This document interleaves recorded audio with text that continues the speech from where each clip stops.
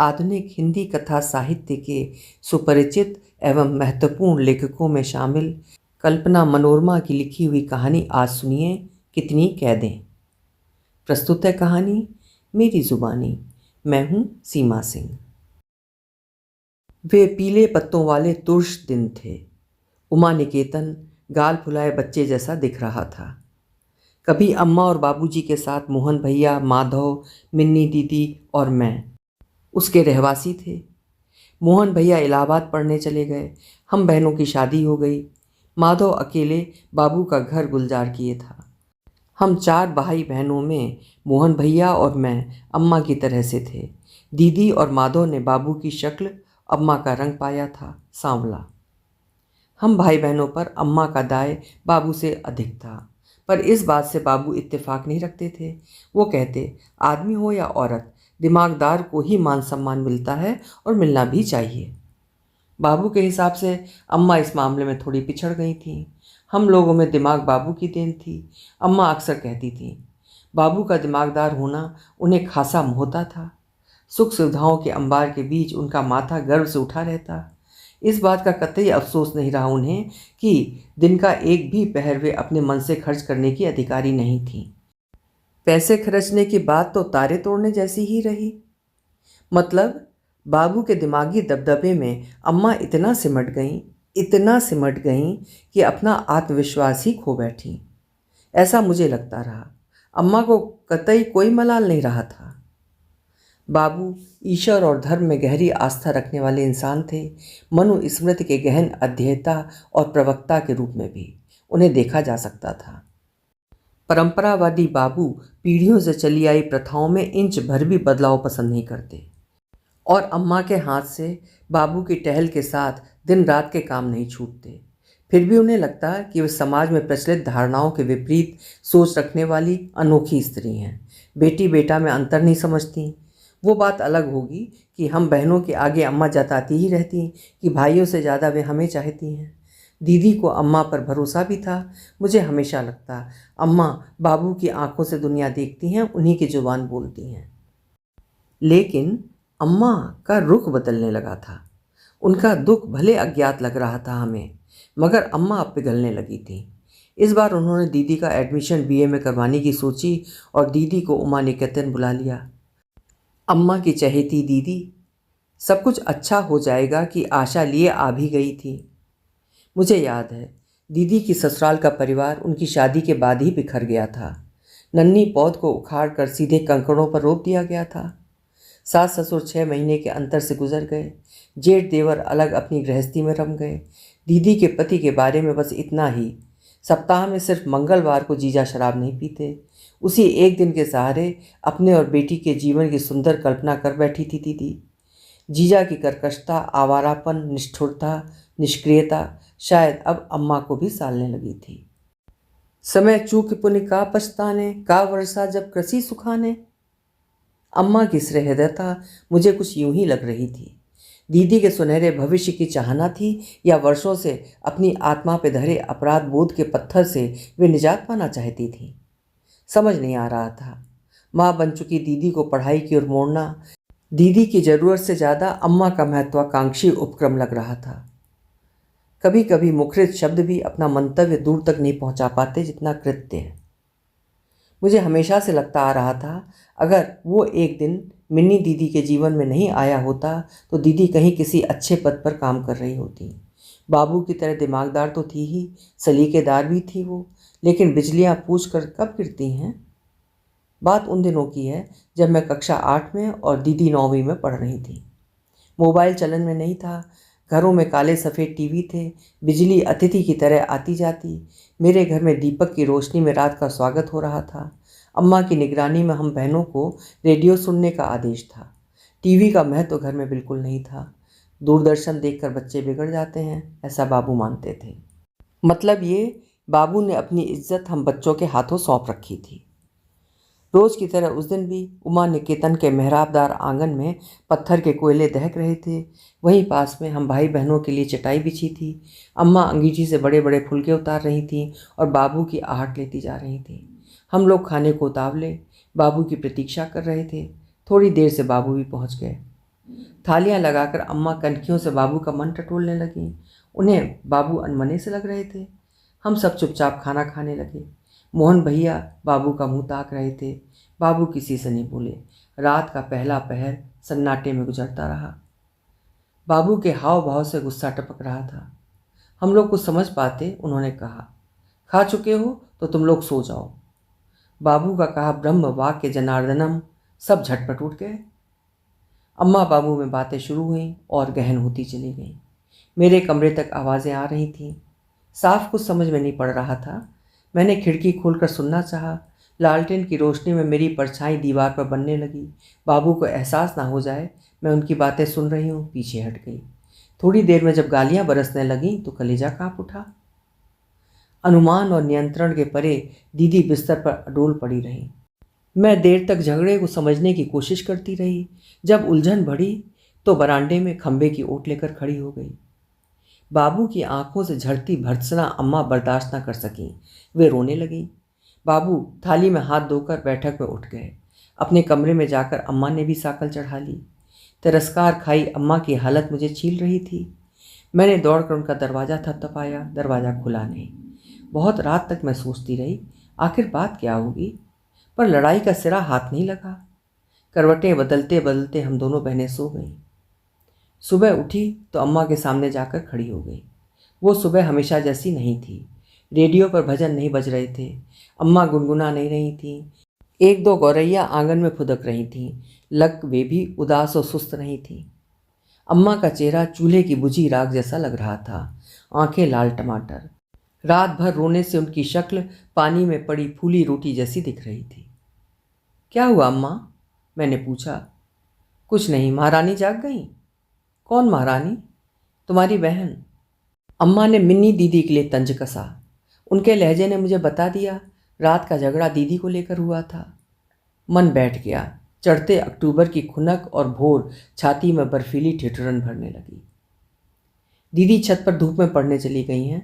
अम्मा का मन शांत बना रहे, मैंने कहा। उनसे कहो पढ़ाई लिखाई बंद करें, पराठा बनाएं आकर। बाबू दुकान जा रहे हैं, हो गई पढ़ाई लिखाई। हैं ही नहीं वो इस लायक। चौका बर्तन करें सड़े घर में। अम्मा आग उगल रही थी। रविवार का दिन था। उनकी आंख से ओझल नहीं हो सकती थी। अंदाज़ा लगा रही थी कि असल में बात क्या है। क्यों उपेक्षित नज़रों से दीदी को देखा जा रहा है। हालांकि पराए घर जाने के बाबत हम दोनों को लगातार घर के काम सिखाए जा रहे थे, मगर उस दिन मिन्नी दीदी को अम्मा ने लगभग सारे काम सौंप दिए थे। खुद खाट पर पड़ी सुबकती रहीं। दोहरी मार की मारी दीदी घायल चिड़िया की तरह तड़पती रहीं। मेरे पास ऐसा कोई मरहम नहीं था जिससे दीदी की पीड़ा कम हो सके, सिवाय इसके कि अम्मा का मन जल्दी से बदले और घर में शांति और चैन पसर जाए। लेकिन अम्मा और दीदी के बीच आत्मीयता का पुल टूटता रहा। जिसे दीदी बचा लेना चाहती थी, अम्मा नहीं। उनकी कर्कशता सहना आसान नहीं था। पहली बार आत्मीय अनुबंधों को टूटते हुए देख रही थी। सहमी हुई शाम उमा निकेतन के मेहराब पर फिर उतरी। कुछ मिनटों में धुंधलका गहरा कर छा गया। तुलसी चौरे पर दिया धर अम्मा फिर हुंकारी। दीदी को दुत्कारते हुए कहा, सजबाती कर और रात का खाना बना। खुद गीले आटे से एक कोने में पसर कर बिसूरने लगी। दीदी ने लालटेन जलाई। मैं उसे बैठक में टांग आई। उसके बाद लैम्प का शीशा साफ करने को उसने उठाया।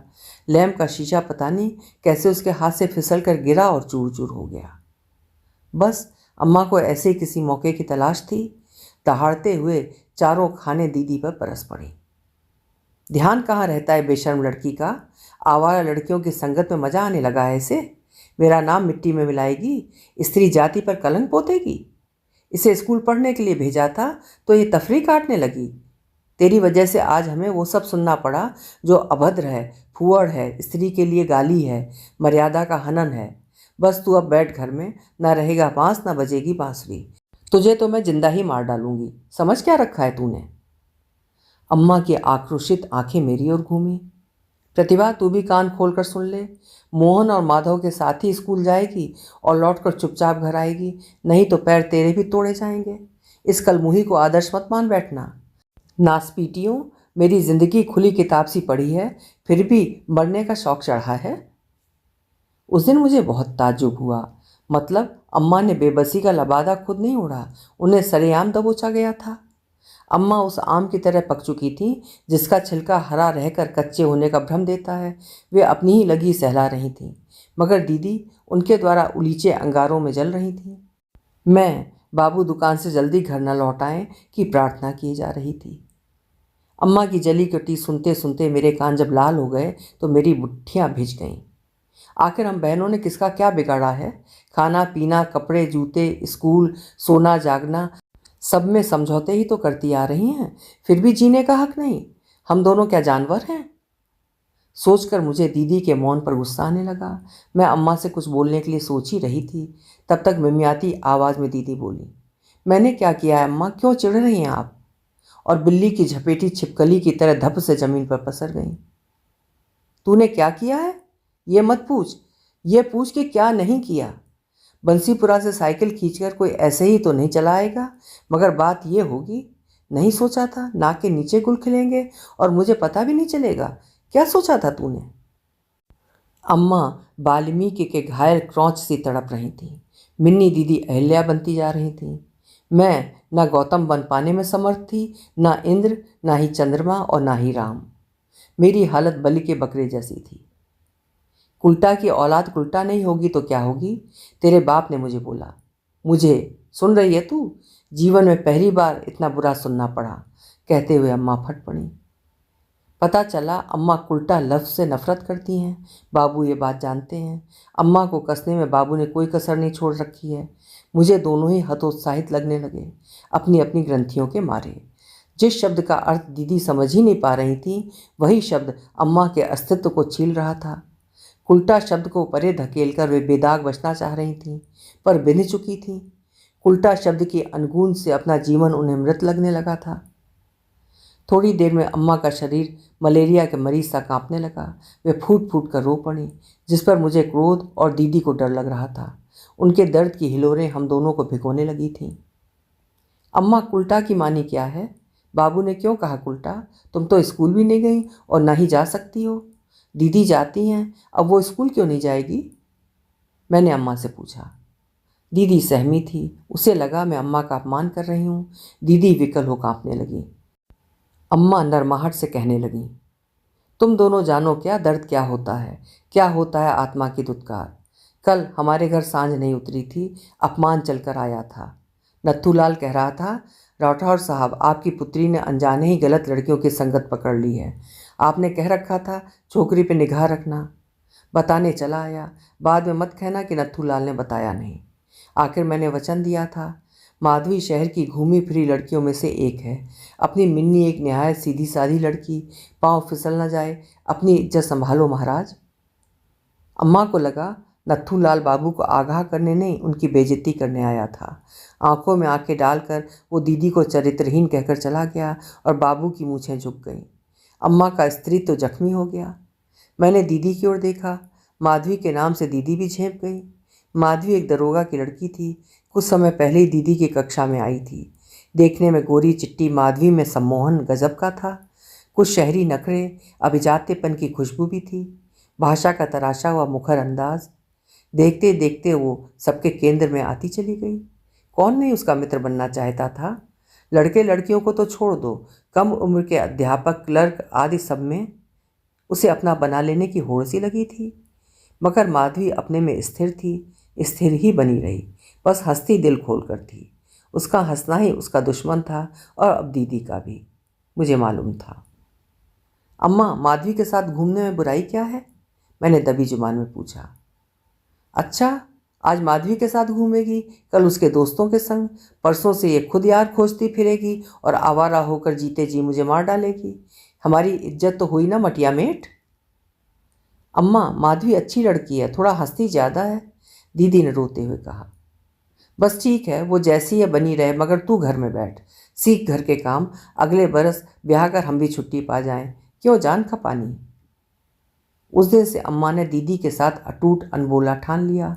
बाबू कोठी तक सीमित हो गए। उन्होंने हम दोनों बहनों के साथ अम्मा के कहीं भी आने जाने पर पाबंदी लगा दी। हंसना, बोलना, पूछना, बताना, कहना, सुनना, सब कुछ बंद। सबके जीवन में अजीब सा खालीपन भरने लगा। दिन, हफ्ते, महीने मानसिक रुग्णता में निकलते जा रहे थे। दीदी के मन में विद्रोह क्यों नहीं उठता? क्यों वो अत्याचारों का प्रतिकार नहीं करती? क्यों उसने घर की चौहद्दी में मट्टी पलीत करना स्वीकार कर लिया? उसका मन कुंठित होता जा रहा था। असुंदर, भौंथरा। दीदी अपमान के घाट उतार दी गई। दोनों भाइयों के साथ मैं स्कूल जाने लगी। स्कूल से लौटती दीदी भीगी चिड़िया सी मुझे ताकती मिलती। मन दर्द से कराह उठता। वो मेरे लिए खाना परोस लाती, पलंग के कोने में सिमट कर बैठ जाती। हम दोनों घंटों एक दूसरे को देखते रहते, बोलने की हिम्मत न जुटा पाते। अम्मा बाबू की बेरुखी दीदी से सही नहीं जा रही थी। वो अपने को निरीह और बेइज्जत मान बैठी थी। दीदी का जीवन घर से गौशाला तक दौड़ने में बीतने लगा था। दुख और अपमान की खदेड़ी दीदी के नाखूनों में कालिक भर चुकी थी। गाय का दूध निकालने से हाथ के अंगूठों में लाल लाल गांठें उभर आई थीं। फिर भी दीदी के प्रति हिंसक वाक्य प्रहारों में अम्मा अपने मन की ठंडक खोज रही थी। बाबू ने आंखों पर पलकों के पर्दे डाल रखे थे। मजाल उस दिन के बाद हम बहनों की ओर बाबू ने आंख उठाकर देखा हो। घर की दीवारों पर महापुरुषों के कोट्स, गीता के श्लोक चिपका दिए गए, जिसका अर्थ ना मुझे पता ना दीदी को। फिर भी किसी दिन कोई शब्द आंख पर ऐसा चढ़ता कि दिन भर कानों में चीखता रहता। अर्थ समझ के परे तब भी बना रहता। 9वीं कक्षा में दीपावली की छुट्टियों में दीदी को नज़र कैद हुई, जो 12वीं तक अनवरत चली। परीक्षा देने भर के लिए घर के किवाड़ खुलते रहे। मानो दीदी ने जीवन को अपने भीतर आने से रोक दिया था।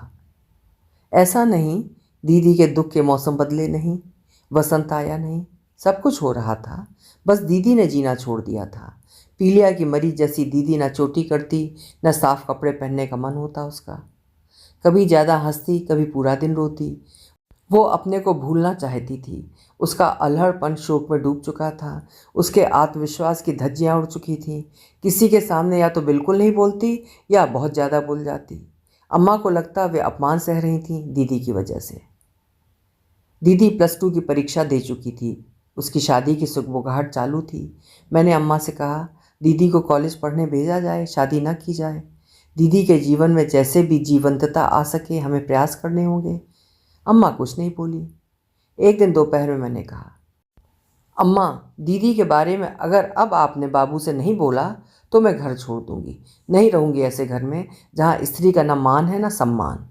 स्त्री चौका बर्तन के लिए ही जन्म नहीं लेती। झूठी तोहमत को सही मानते हुए गलना कहाँ की बहादुरी है। दीदी को भी जीने का अधिकार है, आपको भी, मुझे भी, दुनिया की सारी स्त्रियों को भी। जरा सोचो अम्मा।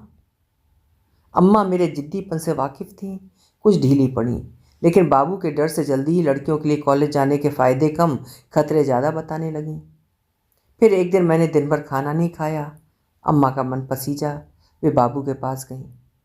आभास था मुझे, मगर इतना नहीं। दीदी के बाबत अम्मा के मुंह से कुछ शब्द सुनते ही भाई भतीजों के साथ बाबू उन पर बरस पड़े। मिन्नी अगर कहीं जाएगी तो सिर्फ अपनी ससुराल। देहरादून में घर देखा है, शादी का मुहूर्त पंडित से छठवाने जा रहा हूँ, बस उसके ब्याह की तैयारी करो। अम्मा अवाक थीं। एक बार फिर से वे घायल हुई थीं। कुछ महीनों के बाद जून में दीदी की शादी कर दी गई। दीदी अपनी विदाई में अम्मा के गले मिली जरूर, लेकिन आंसू उनकी आंख में एक भी नहीं टपका। ये बात अम्मा को खल गई। ऐसे भी लड़कियां सासुरे जाती हैं? ब्याह के बाद माँ बाप को छोड़ने में कितना कलेजा दुखता है। मिन्नी को तनिक भी दुख ना हुआ। बार बार पछताई सी अम्मा बोल उठती। कौन समझाता उन्हें? प्रेम की आंच बुझाई तो अम्मा ने ही थी। प्रेम पिघल कर दीदी की आंख भिगोता कैसे? कैसे एक बेटी अधीर हो जाती जब उसे इंसान ही ना समझा गया हो। मुझे लगा जो हुआ ठीक ही हुआ। बाबू के कारावास से दीदी को राहत तो मिली, लेकिन नहीं, मैं गलत थी। 32 गुण मिलकर दीदी छोटी जेल से तबादला होकर बड़ी जेल पहुंचाई गई थी। कुछ वर्षों के बाद उनके जीवन में वैदेही भी आ गई। आत्मीयता तो मिली उसमें, लेकिन दीदी की हालत गरीब कैदी सी होती चली गई। मैंने उसकी आंखों में झांकने की जब भी कोशिश की, मरुस्थलीय वीराने के सिवा कुछ भी नहीं दिखा मुझे। समय की अनुशंसा में प्रेम के मंशा पाले मेरी प्यारी अम्मा दीदी की तार तार ओढ़नी पर हमदर्दी की फुलकारी काढ़ना चाह रही थी। उसी के बाबत दीदी को देहरादून से बुला लिया गया था और चाची के भाई, जो एक डिग्री कॉलेज में पढ़ा रहे थे, को बुला भेजा था। उनकी मदद से अम्मा अपनी बड़ी बिटिया मिन्नी का एडमिशन BA में करवा देना चाह रही थी। अम्मा के हरकारे पर मामा जी प्रॉस्पेक्टस के साथ घर आए। दीदी के सर्टिफिकेट आदि चेक कर फीस के लिए उन्होंने कहा, 5,000 रुपयों का खर्च आ सकता है, इंतज़ाम थोड़ा ज़्यादा रखना जिज्जी। पैसे की बात पर अम्मा चुप साध गईं। दीदी ने कहा उसके पास 5,000 रुपये हैं। मामा जी समझा बुझा कर लौट गए। अम्मा को राहत मिली, मगर बाबू खासे नाराज़ हो गए और काफ़ी दिनों तक नाराज़ बने रहे। उन्हें ना अपनी लड़की के जीवन का मोल था, ना ही पढ़ाई का। दीदी ने बाबू का हर फैसला खूंटे में बंधी गाय की तरह स्वीकारा था। आगे भी कुछ भी नहीं हो सकता था। उस दिन अम्मा का मन खुशनुमा बना रहा। दीदी भी कुछ खुश सी दिखी। उन्होंने वैदेही को बेबात नहीं कूटा मारा। देर रात तक बातें होती रहीं। माधव कह रहा था, मिन्नी दीदी कुछ ज़्यादा ही सीधी हैं, अपना हक कभी नहीं मांगा। कभी कहता, दीदी ने खुद ही नहीं चाहा था पढ़ना, कुछ करने वाले को भला कोई रोक सका है। मेरी ओर ताकते हुए कहता, अब प्रतिभा दीदी को ही देखो, कहाँ रोक पाए बाबू। मुझे हंसी सी आई उस पर। कहना चाहा, हर कोई एक जैसा नहीं होता। दीदी सीधी थी, उसका सीधापन दुश्मन बन गया उसका। जिस उम्र में उसके पाँवों में बेड़ियां डाल दी गई थीं, कोई और लड़की रही होती तो घर में बैठकर नाक कान काट लेती। कहना तो बहुत था, पर सुनेगा कौन, चुप रह गई। फॉर्म भरने की तारीख का इंतज़ार हो रहा था। अम्मा ने दीदी के साथ विद्यालय जाने के लिए मुझे नियुक्त किया था। वैदेही को संभालने की जिम्मेदारी खुद ले ली थी। एक दिन दोपहर में बाबू दुकान से जल्दी लौट आए। आकर अम्मा से 5,000 रुपये की मांग करने लगे। कहने लगे उनका कोई खास आदमी बड़ी मुसीबत में फंसा है, उसे 5,000 की सख्त ज़रूरत है। अम्मा ने मना किया। बाबू ने तुरंत याद दिलाया, तुम भूल रही हो, मिन्नी के पास रखे हैं, ज़रूरत होगी लौटा देंगे, अभी ले आओ, देर मत करो। आदमी अगर आदमी के काम नहीं आएगा तो कौन आएगा। जिसका मुझे अंदेशा था वही हुआ। पैसे समेट कर बाबू ले गए। मिन्नी दीदी का एडमिशन अगली साल के लिए, फिर अगली और फिर हर साल अगली साल की गर्मियों के लिए टाला जाता रहा। दीदी के जीवन में घटनाएं नहीं, दुर्घटनाएं घटती रहीं। समझाइश में उसे सब कुछ हंसकर सहन करने की नसीहतें मिलती रहीं। दीदी बेजार रोते रोते मायके आती रहीं और जार जार चुप्पी समेटे ससुराल लौटती रहीं। मैं अपनी और उसकी हताशा समेटे आती जाती रही। कुछ सालों बाद उमा निकेतन में अकेली जाती रही। दीदी ने बिना किसी घोषणा या डुगडुगी बजाए बाबू का घर त्याग दिया था। जान अम्मा भी रही थी, दोनों भाई और बाबू भी, पर सब मौन बने रहे। दिन हवा की तरह गुजरते रहे। मोहन भैया ने अपने 4 अफेयरों के बाद शादी के लिए हामी भरी तो बलैया लेते हुए बाबू बड़ी बहू ब्याह लाए। मोहन भैया ने फ़ोन पर बताया, माधव किसी लड़की के चक्कर में पड़ चुका है। बाबू कुछ कहते नहीं, इसलिए मैंने भी कुछ भी कहना छोड़ दिया है। अच्छी बात है। मोहन भैया ने भी कभी दीदी के बारे में नहीं सोचा। पितृभक्ति में डूबा इंसान कर भी क्या सकता था। मेरे अपने उसूल थे, कायम रहे। एक विद्यालय में असिस्टेंट प्रोफेसर के रूप में मेरी नियुक्ति हो चुकी थी। मैंने दीदी को विस्तार से चिट्ठी लिखी थी। लिखा था, प्यारी दीदी, जीवन के प्रति बस एक बार और विश्वास जुटा लेना, दुख भरे दिन बीत चुके हैं। मेरी चिट्ठी का जवाब नहीं मिला था। उतावली में मैंने मंसूबा बना लिया, इस बार गर्मियों की छुट्टियों में देहरादून जाऊंगी। मैं अपनी नौकरी दीदी की आंखों से देख रही थी। एक सुबह आंख खुलते ही उदासी मेरे कलेजे में आ बैठी। कॉलेज पहुंची मगर मन विचलित ही बना रहा। स्टाफ रूम में बैठी रही। 2 पीरियड पढ़ाए, मन अधीर बना रहा। खाली घंटे में अम्मा को फ़ोन लगा दिया। पता चला बाबू और मोहन भैया देहरादून गए थे। दीदी की हालत गंभीर है। गुस्सा बहुत आया, किसी ने मुझे बताने की ज़रूरत भी नहीं समझी। अम्मा की हिचकियाँ थम नहीं रही थीं। मैंने उनका फ़ोन काटकर भैया को लगा दिया। पता चला दीदी देहरादून के ट्रामा सेंटर में मृत्यु से लड़ रही हैं। मेरे दिमाग ने सोचना बंद कर दिया, हाथ पांव जम गए। बस एक ही बात खटक रही थी, अब क्या होगा इस नौकरी का, क्या करूँगी इसका, मेरी कामयाबी पर कौन खुश होगा। मैं बड़बड़ा रही थी, रो रही थी। स्टाफ रूम में खलबली मच गई। आनंद फानंद चित्रा मैम ने 4 दिन की छुट्टी साइन करवा दी। जयंती ने ऑनलाइन बस का टिकट अरेंज कर दिया। सुकेश वर्मा जी बस स्टैंड तक मुझे छोड़ गए। घर में इत्तला कर मैं देहरादून के लिए रवाना हो गई। हिचकोले खाती बस भरी भरी रुआसी में दीदी के अतीत को खकोलने लगी। रेशा रेशा उनकी फटी चदरिया में कहीं भी कभी भी उसके हिस्से खुशी खड़ी नहीं मिली। रात में अस्पताल पहुंची। अस्पताल का उदास गलियारा, दिसंबर की ठंड, सनसनाती बर्फीली हवाएं, शॉल को सिर से लपेट लिया। मैं दीदी के रूम में पहुंचना चाहती थी, रास्ते में खड़ी स्ट्रेचर से भिड़ गई। एक महीन चीख वातावरण में थर्राहट घोल गई। बाबू ने घूम कर देखा, वे प्रतीक्षालय में बैठे थे। पहले मन हुआ कि बाबू से लिपट जाऊं, फिर सोचा बाबू की वजह से दीदी की ये हालत है। मैं ठिठक गई। कमरा नंबर 204। बाबू भी मुझे देखकर इतना ही बोले। मैं आगे बढ़ गई। कमरे में जाकर देखा दीदी बिस्तर से चिपक चुकी थीं, इसीलिए लंबे समय से उनसे बातचीत नहीं हो सकी थी। बोतल से टप टप टपकता सलाइन वाटर कलाई में घुपी सुई से अंदर जा रहा था। सांवले चेहरे पर बड़ी बड़ी भूरी पुतलियां वाली आंखें कोटरों में सिमट चुकी थीं। हाथ पांव सांवले से काली लकड़ी बन चुके थे। पास में कुर्सी पर तोंद निकाले उजड़े चमन वैदेही के पापा बैठे थे। मेरा मन नमस्ते करने का भी नहीं हुआ, नहीं की। मैं वैदेही को खोजने लगी। रात गहरा चुकी थी। अस्पताल में मरीजों की निराशाओं में घुली दवाइयों की गंध मन मलिन बना रहा था। थोड़ी देर में बाबू के साथ डॉक्टर अंदर आया। दीदी की आंखें हथेली और नब्ज देखकर कहने लगा। मरीज घोर अवसाद में चल रही थी, बाद में दिमागी बुखार की चपेट में आ गई। अब लेकिन चमत्कार की उम्मीद हमेशा बनी रहती है। डॉक्टर चला गया। वैदेही के पापा के साथ बाबू भी बाहर निकल गए।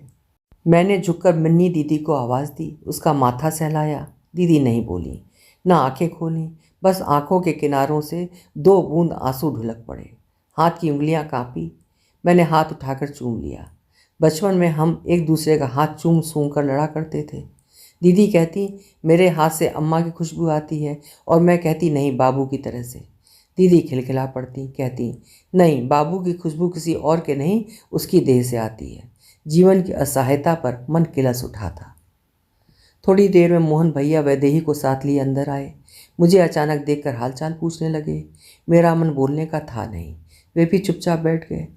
वैदेही के ऊपर समय की कुटिलता साफ दिख रही थी। वैदेही मुझसे लिपट गई। लगा जैसे दीदी मेरे गले आ लगी हो। अस्पताल का समय बड़ा जटिल और उबाऊ होता है। आंसू बहकर सूख चुके होते हैं। आशा निराशा के बीच झूलते हम सब निढाल हो रहे थे। हम सब मूक दीदी के बेड के चारों ओर बैठ गए। रात डरावनी सीटियां बजाती हुई जान पड़ रही थी। भैया खाने का इंतज़ाम करने चले गए। बाबू बोले, मिन्नी तुम्हारी बिटिया को अपने साथ मेरठ ले जा रहा हूँ, वैदेही की चिंता बिल्कुल मत करना, सब ठीक हो जाएगा, आकर ले जाना। कहते हुए बाबू के अंदर अपनेपन की जरा सी भी हलचल नहीं हुई। ना आंखों में नमी उतरी, ना ही आवाज़ कोमल हुई। वे कठोर और निश्चिंत थे, अपने अधिकारों में तने हुए। उन्होंने फ़र्ज़ अदायगी की एक मिसाल पेश की थी जो मुझे नागवार गुजर रही थी। बाबू के इस रूप से मैं अनभिज्ञ थी। दबी जुबान से नर्सें कह रही थीं, दीदी कुछ घंटों की मेहमान हैं।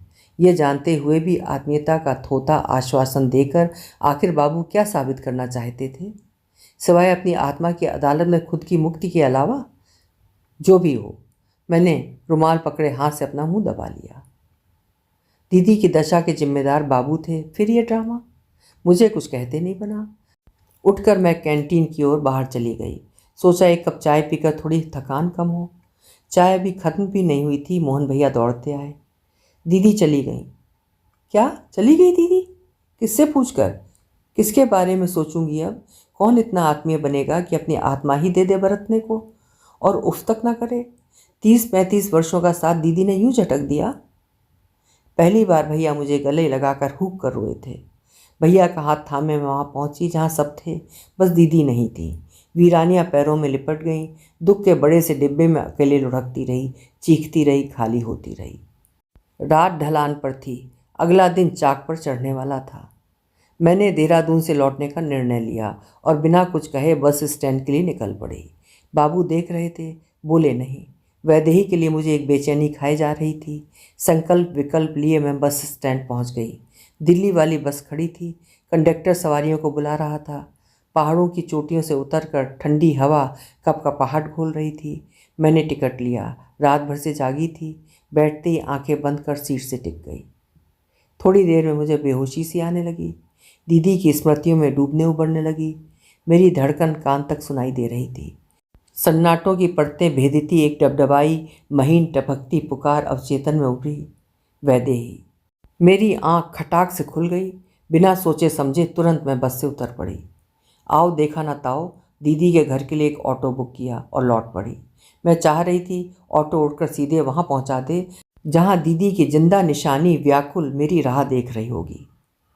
बाबू कहते हैं वैदेही उनके साथ मेरठ जाएगी। पहले मिन्नी, अब वैदेही। नहीं, बिल्कुल नहीं, ऐसा नहीं होने दूंगी, क्योंकि मैं जानती हूँ धारणाएं प्रार्थनाओं से नहीं बदलती। जिस उम्र में बाबू ने दीदी के जीवन को रौंदा था, वैदेही उसी उम्र में चल रही है। तौबा तौबा। वैदेही मेरे साथ जाएगी, किसी और के नहीं, मेरे साथ, सिर्फ मेरे साथ। मैडम पहुंच गए, यही पता बताया था ना? ऑटो विद्या निवास के सामने खड़ा था। मैंने उतरकर चालक को पैसे दिए, अंदर जाकर देखा। मुझे फिर से देखकर बाबू और भैया विस्मय से भर गए। वैदेही के पापा ने दारू चढ़ा रखी थी, बेपरवाह बाहर भीतर डोल रहे थे। घर करुण क्रंदन से भरा था।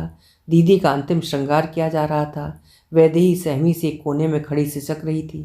पहले सोचा सीधा लड़की का हाथ थामूं और घर से निकल पड़ूं, लेकिन वैदेही की ओर से सोचा तो लगा दीदी की अर्थी उठने के बाद ही निकलूं। दीदी की सवारी अनंत यात्रा पर चल पड़ी। मैंने अपना अंतिम प्रणाम उन्हें निवेदित किया और वैदेही का हाथ थामकर बाहर निकल पड़ी। भैया मेरे पीछे दौड़े। मत रोको मोहन, प्रतिभा बहुत जिद्दी है, वो मानेगी नहीं। बाबू ने भैया को अपने पास लौटा लिया होगा। बस स्टैंड पहुंचकर मैंने 2 टिकट खरीदे। हम दिल्ली के लिए बस में सवार हो गए, ये सोचकर वैदेही मिन्नी दीदी का पर्याय और मेरा गुरूर बनकर रहेगी। बस सड़क पर दौड़ने लगी थी। मैं एक खौल दबाए बैठी थी। वैदेही मेरे कंधे पर सिर टिकाए रह रहकर फपक रही थी। मेरे हाथ उसे थपक रहे थे। मन चीत्कार रहा था। मैंने वैदेही को रोने से नहीं रोका। किसी अपने को खोकर मन देर तक उसे खोजता है। मिन्नी दीदी का अस्तित्व हम दोनों में विलीन होता जा रहा था। अभी आप सुन रहे थे कल्पना मनोरमा जी की लिखी हुई एक मार्मिक कहानी, कितनी कैदें। कहानी आपको कैसी लगी कमेंट बॉक्स में अपने विचार ज़रूर लिखिएगा। कल फिर मिलेंगे। हिंदी का उत्कृष्ट साहित्य सुनते रहने के लिए मेरे चैनल्स को सब्सक्राइब जरूर करिए। कहानी पसंद आई है तो लाइक भी करिए और साहित्य प्रेमियों के साथ शेयर भी करिए। बहुत बहुत धन्यवाद।